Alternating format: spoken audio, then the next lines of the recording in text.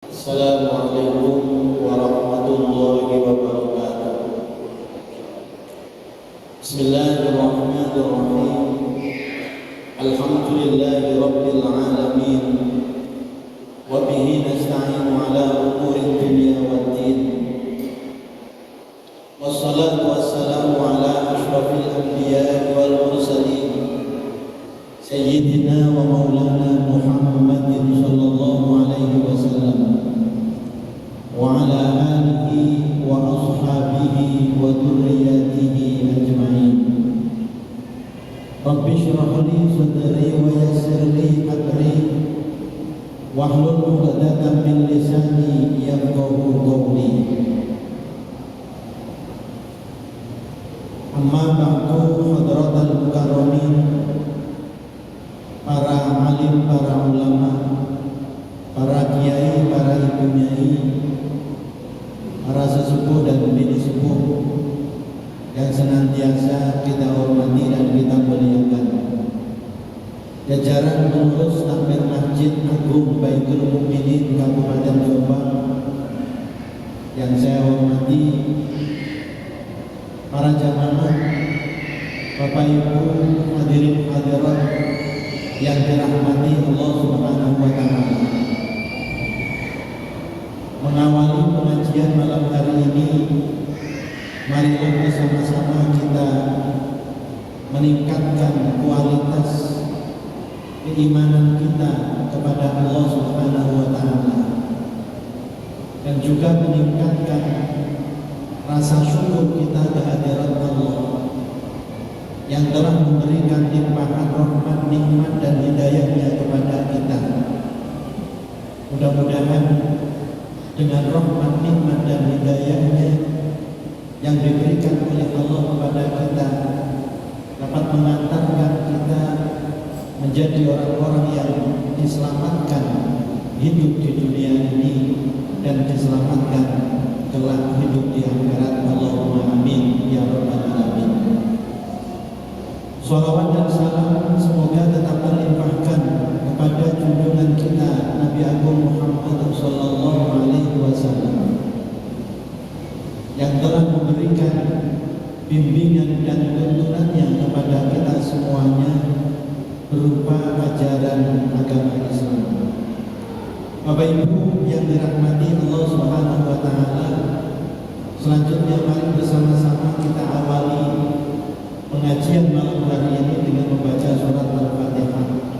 Mudah-mudahan harapan kita, cita-cita kita, juga keluarga kita, anak-anak kita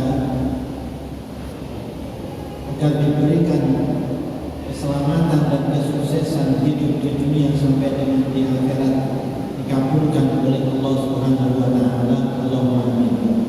Ila hadratin Nabi Mustafa Muhammad sallallahu alaihi wasallam wa ala alihi wa ashabihi wa dhurriyyatihi ajma'in, summa ila jami'i ikhwanihi minal anbiya'i wal mursalin wal awliya'i wa syuhada'i was shalihin wa sahabati wa tabi'in wa ulama'il amilin wal musannifin al mukhlisin wa ila jami'il malaikatil muqarrabin, khususan ila jami'i arwahi abaina wa ummahatina wa ajdatina wa jaddatina wa masyayikhina wa masyayikhina wa muallimina wa tabi'il hukumina wa jibati alaina rahimahumullah wa nafa'ana bi ulumihim fid dharain amin. Al-Fatihah. A'udzu billahi minasy syaithanir rajim. Bismillahirrahmanirrahim.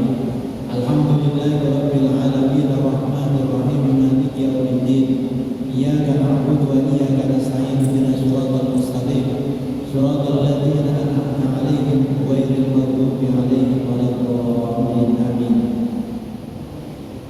Bapak Ibu hadirin hadirat yang dirahmati Allah Subhanahu wa taala, kajian kita malam hari ini adalah ayat 109, 110 dan 111 dari surat Al-An'am. Saya bacakan ayatnya terlebih dahulu. A'udzu billahi minasy syaithanir rajim. Bismillahirrahmanirrahim.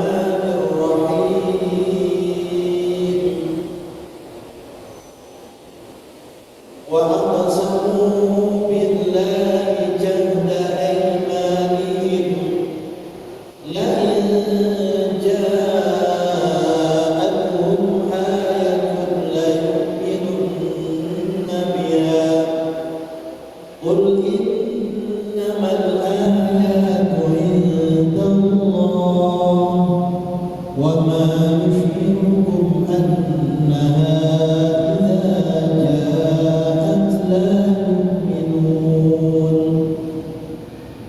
ونقلب أفئدتهم وأبصارهم كما لم يؤمنوا به أول مرة ونذرهم في طغيانهم يعمهون ولو أننا نزلنا إليهم الملائكة وكلمهم الموتى وحشرنا عليهم كل شيء قبلا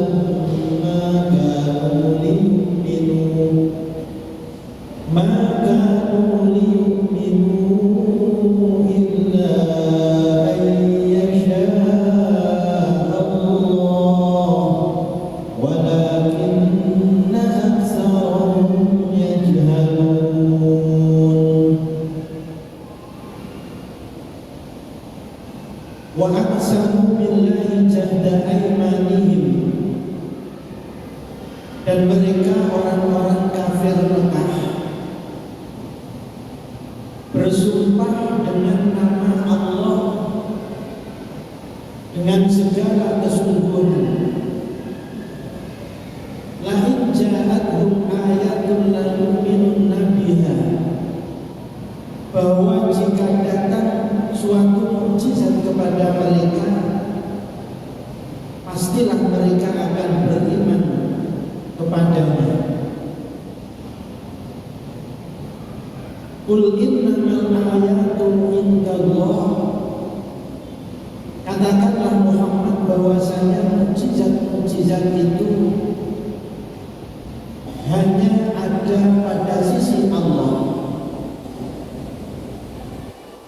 Wa ma yushriku annaha idza ja'at la yu'minun,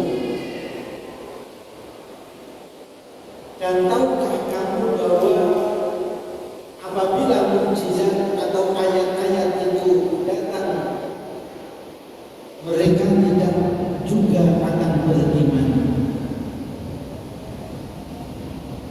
Bapak Ibu yang dirahmati Allah Subhanahu wa taala, ketika Nabi menyampaikan ajaran agama Islam kepada umatnya, pada waktu itu masih berada di Makkah, di periode pertama dakwah Nabi. Jadi ada periode Makkah, ada periode Madinah.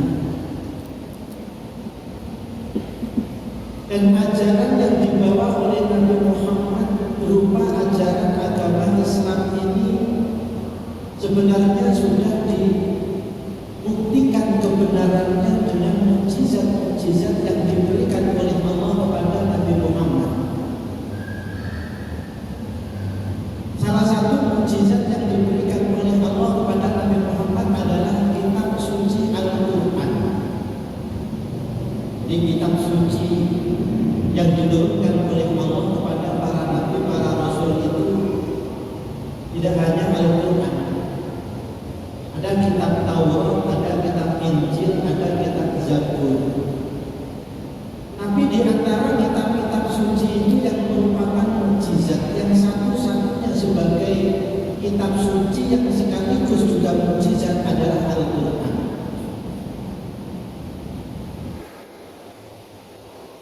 Sehingga sampai hari ini mukjizat dari Nabi Muhammad yang berupa Al-Quran itu masih dapat kita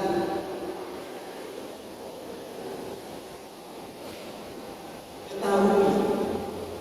Bahkan kita membaca ayat Al-Quran itu.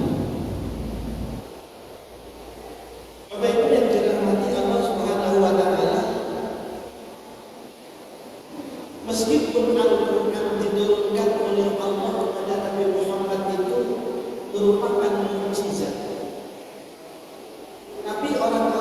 terpecah, merasa belum cukup bukti kebenaran ajaran agama Islam yang dibawa oleh Nabi Muhammad,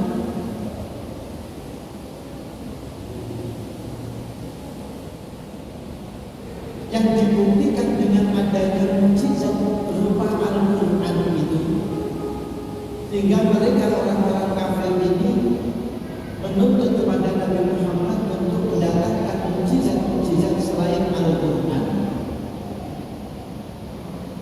Bapak Ibu yang dirahmati Allah, sebenarnya mukjizat yang diberikan oleh Allah kepada para nabi, kepada para rasul itu sudah disesuaikan dengan kondisi umat yang akan didakwai oleh para nabi dan para rasul yang diutus oleh Allah itu.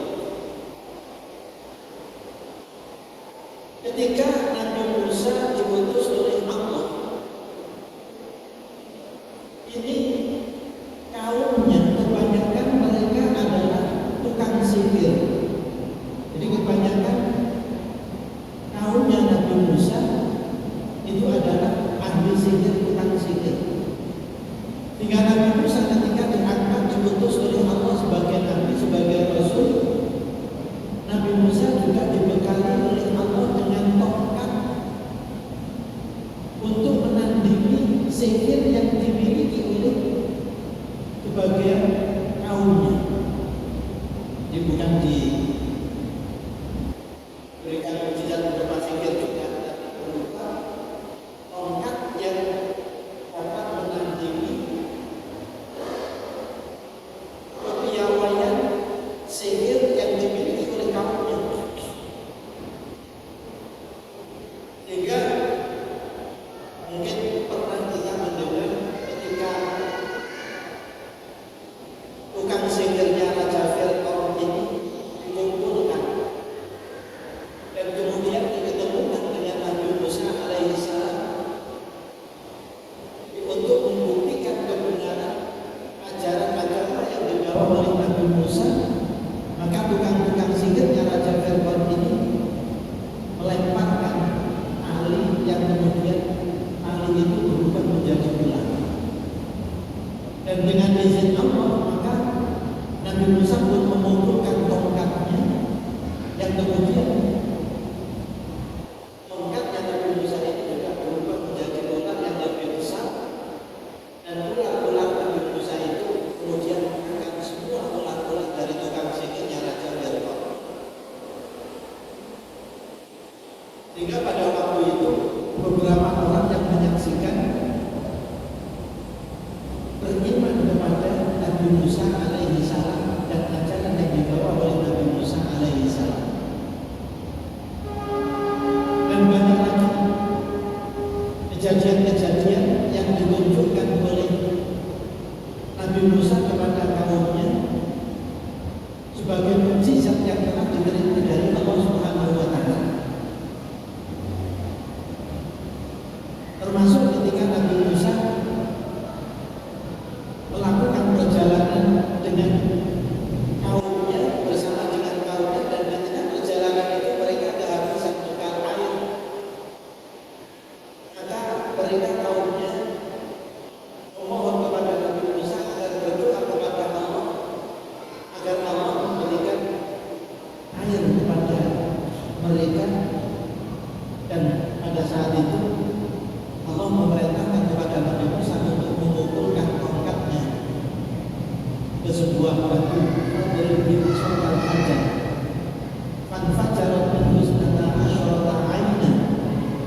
kemudian setelah dipukulkan tongkat itu ke sebuah batu, maka setelah itu batu memancarkan 12 mata air. Ini sesuai dengan jumlah kelompok yang ikut Nabi Musa pada waktu itu, ada 12 kelompok. Sehingga masing-masing kelompok ini mengambil air sesuai dengan mata air yang ditentukan oleh Nabi Musa alaihissalam. Nabi Isa pun juga begitu. Nabi Isa diberikan mukjizat oleh Allah bisa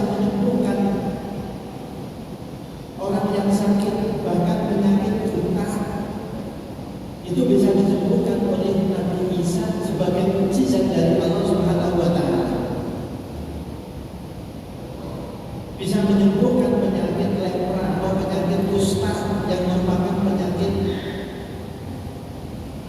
berat pada waktu itu.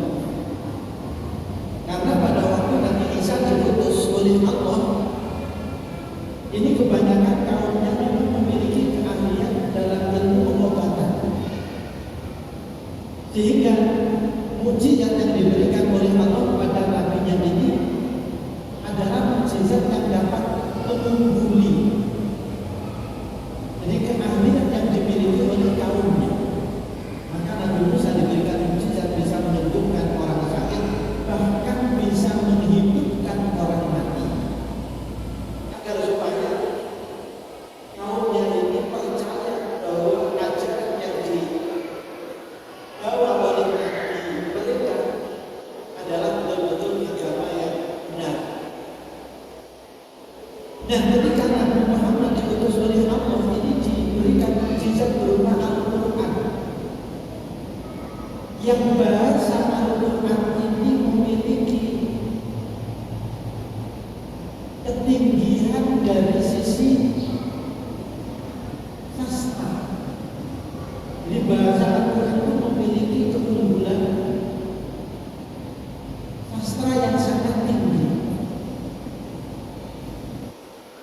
Kenapa Allah memberikan mukjizat berupa Al-Quran kepada Nabi Muhammad? Karena pada waktu itu ketika Nabi Muhammad diutus oleh Allah di Mekah, banyak penduduk Makkah atau orang-orang kafir jahiliyah yang memang keahliannya adalah membuat syair, membuat puisi dengan bahasa mereka, bahasa Arab. Bahkan ada kontes pembuatan puisi setiap tahun yang diadakan di Mekah. Dan bagi para pemenang itu puisinya diberikan keistimewaan, digantungkan di temboknya Ka'bah. Di pada waktu itu ketika orang mampu menang dalam lomba membuat puisi dan kemudian puisinya digantung di tembok Ka'bah, itu merupakan satu kehormatan bagi penulis puisi. Maka karena keahlian orang-orang penduduk Makkah pada waktu itu adalah membuat syair, membuat puisi, maka Allah memberikan mukjizat kepada Nabi Muhammad itu berupa Al-Quran, yang bahasa Al-Quran ini mampu mengungguli keindahan bahasa-bahasa puisi yang ditulis oleh para ahli-ahli pembuat puisi dan pembuat syair.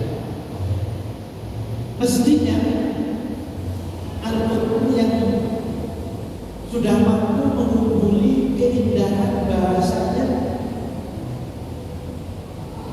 mengalahkan bahasa-bahasa puisi dan syair-syair yang mereka buat, itu mestinya mereka beriman, percaya bahwa Al-Quran yang disampaikan oleh Nabi Muhammad itu adalah betul-betul bersumber dari Allah, dan agama Islam yang dibawa oleh Nabi Muhammad itu adalah agama yang benar. Apalagi Nabi Muhammad itu dijuluki oleh mereka sebagai nabi yang ummi. Ummi itu artinya tidak pandai membaca dan tidak pandai menulis. Ternyata ada hikmahnya. Nabi Muhammad sebagai nabi yang ummi, yang tidak pandai membaca dan menulis itu kemudian diberikan mukjizat oleh Allah berupa Al-Quran yang bahasanya ini sangat tinggi. Jadi keindahan bahasanya ini tidak tertandingi oleh para pujangga-pujangga Arab pada waktu itu. Mestinya kalau mereka tahu bahwa Nabi Muhammad itu tidak pandai membaca, tidak pandai menulis, kemudian Nabi Muhammad menyampaikan Al-Quran yang bahasanya begitu indah, mengalahkan bahasa-bahasa para pujangga yang ahli membuat puisi dan syair pada waktu itu, harusnya mereka itu percaya bahwa Al-Quran itu adalah mukjizat.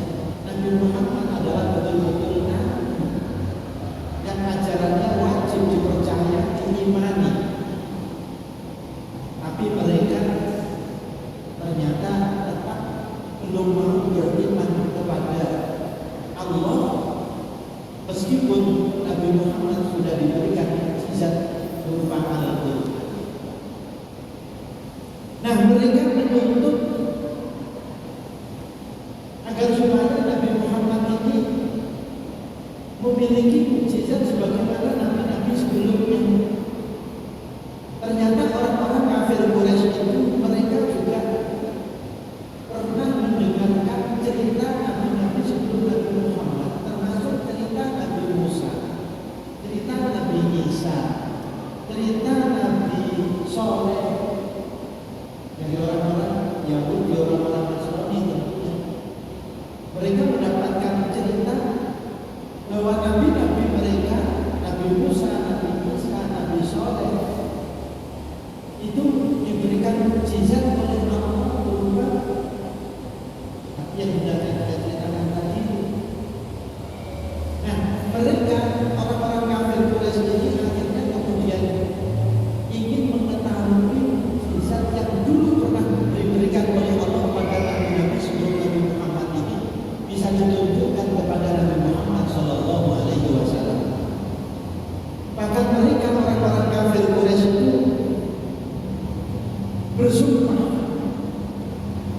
jika seandainya diturunkan kepada Nabi Muhammad mukjizat seperti mukjizat yang pernah diberikan oleh Allah kepada nabi-nabi sebelum Nabi Muhammad, mereka berjanji bahkan bersumpah layu dengan Nabi mereka akan beriman jadi kepada Allah dengan adanya mukjizat-mukjizat selain Al-Quran sebagaimana yang mereka inginkan.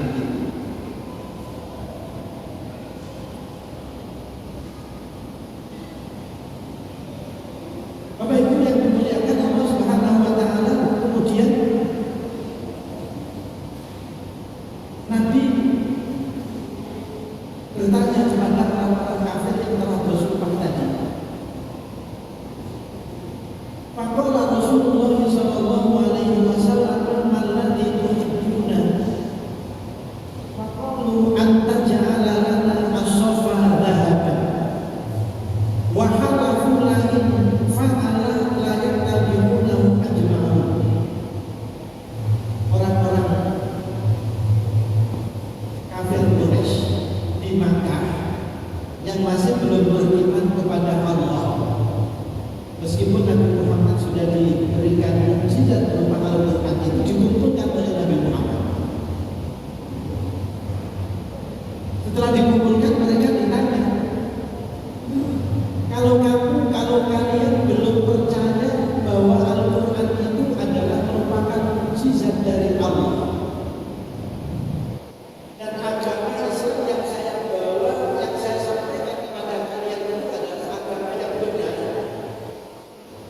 lalu apa mukjizat yang kalian inginkan yang dengan mukjizat itu kalian mau beriman kepada Allah? Jadi ditawari begitu. Sampai belum percaya sampai Al-Quran, terus sampai menjaluk mukjizat apa yang menyebabkan yang kira-kira menjadikan sampai tadi itu mau beriman kepada Allah. Mereka kemudian menjawab, faqalu anta ja'ala lana as-safa dhahaban. Nabi, coba tunjukkan kepada kami mukjizat yang bisa menjadikan bukit sofa itu, batu-batu di bukit sofa itu menjadi emas. Pada waktu itu sofa bukan seperti yang sekarang ini yang sudah ada di dalam masjid, jadi masih berupa bukit yang mereka lihat berupa batu. Sekarang juga masih berupa batu, tapi sudah berada di dalam masjid, Masjidil Haram. Kalau bukan Muhammad bisa menunjukkan mukjizat dengan merubah batu di bukit sofa itu menjadi emas, maka kami bersumpah semua orang-orang yang belum beriman dari penduduk Makkah ini akan beriman semuanya kepada yang beriman semuanya kepada Tuhan, yaitu Allah. Maka kemudian faqama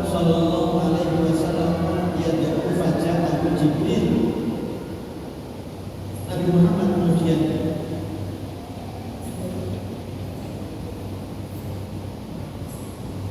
berdoa kepada Allah Subhanahu wa taala meminta seperti yang diinginkan oleh orang-orang yang belum beriman dari penduduk Makkah, yaitu agar bukit Sofa yang masih berupa batu-batuan itu berubah menjadi emas. Pada saat beliau berdoa kepada Allah itu, kemudian Allah mengutus malaikat Jibril kepada Nabi Muhammad. Faja'al Jibril faqala in syi'ta kana dzalika wa la in kana fala tusaddiquka la yu'adzibannahum Allah wa in tarakahum taballahu ala ba'dihim. Malaikat Jibril memberitahukan kepada Nabi Muhammad, Muhammad, aku diperintahkan oleh Allah untuk menyampaikan kepadamu bahwa Allah memberikan pilihan kepada kamu. Pilihan yang pertama, Allah akan merubah batu di bukit Sofa itu menjadi emas, sebagaimana yang diinginkan oleh penduduk Makkah yang belum beriman. Tetapi jika batu bukit Sofa itu nanti betul-betul berubah menjadi emas dan disaksikan oleh penduduk Makkah yang belum beriman, jika mereka setelah menyaksikan itu belum mau beriman juga, maka Allah pasti akan menyiksa mereka secara langsung. Itu pilihan yang pertama. Jika batu bukit Sofa itu betul-betul dirubah oleh Allah menjadi emas dan disaksikan oleh orang-orang penduduk Makkah yang belum beriman, yang tadi mereka bersumpah kalau itu betul-betul terjadi mereka akan beriman kepada Allah. Seandainya mereka menyaksikan itu dan mereka tidak mau beriman juga, Allah akan betul-betul menyiksa kepada mereka saat itu juga. Pilihan kedua, wa in tarakahum taballahu ala ba'dihim. Pilihan yang kedua, Muhammad, gak usah kamu menuruti keinginan mereka untuk membuktikan bahwa batu bukit Sofa itu betul-betul nanti bisa berubah menjadi emas. Karena sesungguhnya mukjizat berupa Al-Quran yang sudah diturunkan kepada kamu itu sudah seharusnya sudah bisa menjadikan mereka ini orang yang beriman. Karena Al-Quran itu sudah merupakan mukjizat dan mereka tahu bahwa Al-Quran itu bahasanya tidak bisa dikalahkan dengan bahasa-bahasa syair dan puisi-puisi yang mereka buat. Mereka tahu bahwa kamu itu bukan orang yang pandai membaca dan pandai menulis, sehingga Al-Quran yang kamu sampaikan kepada mereka itu sebenarnya mereka mengetahui bahwa itu adalah mukjizat, tapi mereka belum mau beriman. Kalau seandainya engkau menuruti kemauan mereka, batu bukit Sofa itu berubah menjadi emas, belum tentu mereka mau beriman kepada Allah. Dan kalau kamu menuruti itu, mereka langsung akan disiksa oleh Allah. Sebagaimana Allah juga pernah menyiksa di kaumnya nabi-nabi sebelum kamu, karena mereka menuntut mukjizat kepada nabinya, dan setelah diturunkan mukjizat itu mereka ternyata tidak mau beriman kepada nabi mereka, tidak mau beriman kepada Allah, hingga mereka kemudian diturunkan azab kepada mereka. Salah satunya adalah yang pernah saya ceritakan, azab yang pernah diturunkan oleh Allah kepada kaumnya Nabi Musa alaihi salam, di mana mereka dirubah wajah-wajah mereka oleh Allah menjadi wajah kerah. Kunu qiradatan khasi'in, jadilah kalian semuanya kerah-kerah yang hina. Karena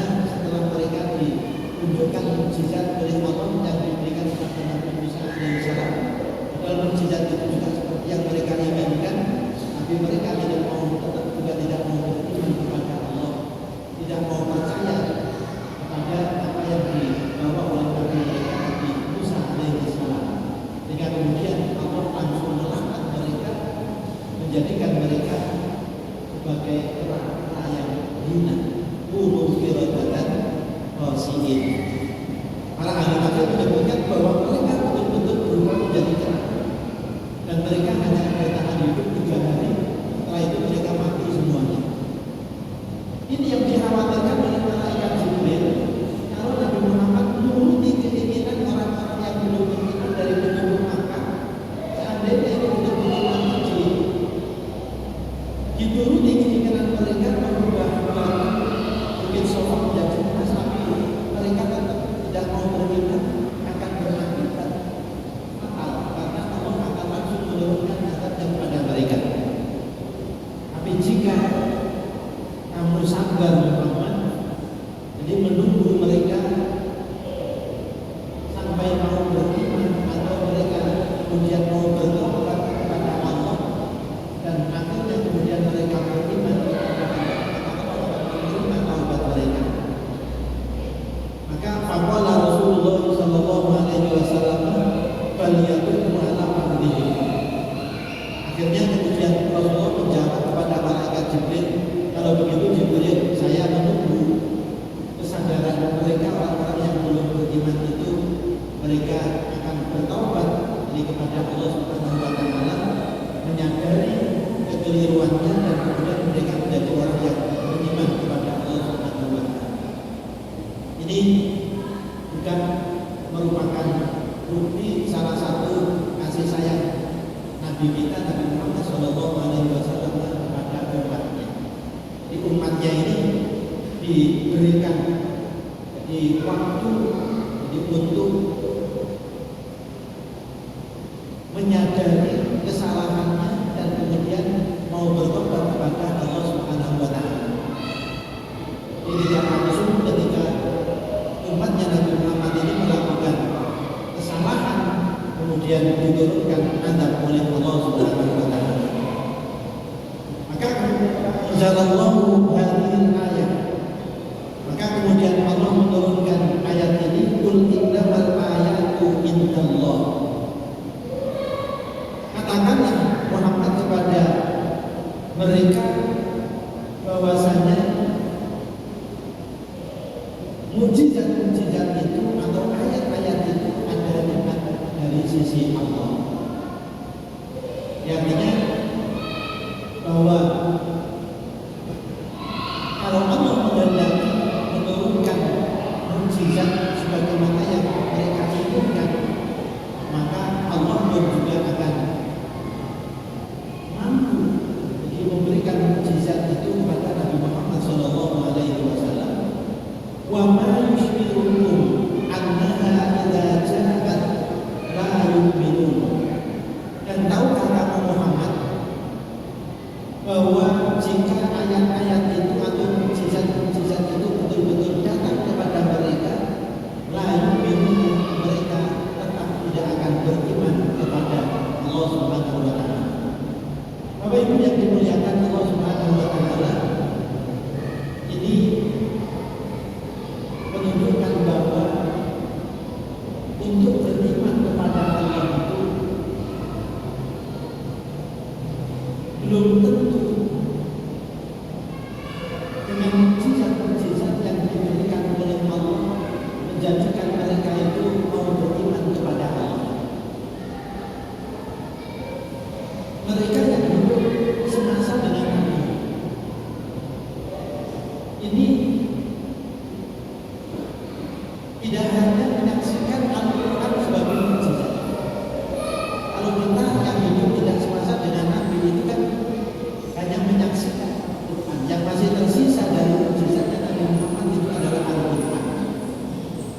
Tapi kita bersyukur bahwa meskipun hanya Al-Quran di antara mukjizat yang diberikan oleh Allah kepada Nabi Muhammad yang kita saksikan, tapi kita sudah dikehendaki oleh Allah menjadi orang-orang yang beriman. Ini adalah merupakan anugerah nikmat yang sangat besar dari Allah Subhanahu wa taala. Jadi tidak ada nikmat yang paling besar yang dapat mengalahkan nikmat iman. Meskipun itu harta benda seisi bumi. Itu nilai yang masih lebih besar nilai iman yang diberikan oleh Allah kepada kita. Mudah-mudahan iman yang sudah diberikan oleh Allah kepada kita ini tetap dapat kita jaga sampai kita kelak kembali kepada Allah dalam keadaan sebagai orang yang beriman. Allahumma amin ya rabbal alamin.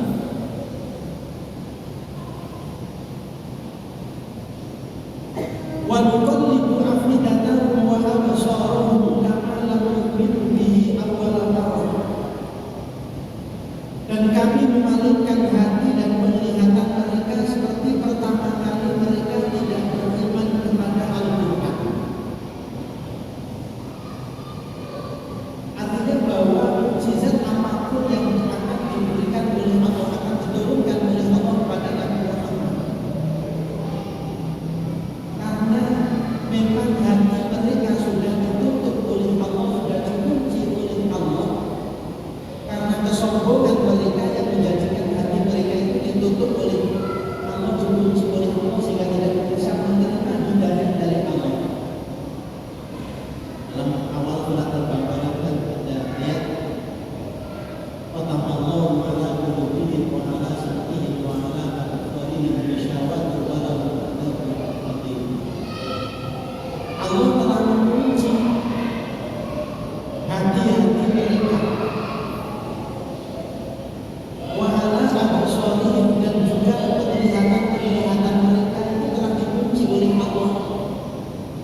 Artinya meskipun mereka menyaksikan mukjizat yang diturunkan oleh Allah kepada Nabi Muhammad dengan penglihatan mereka sendiri,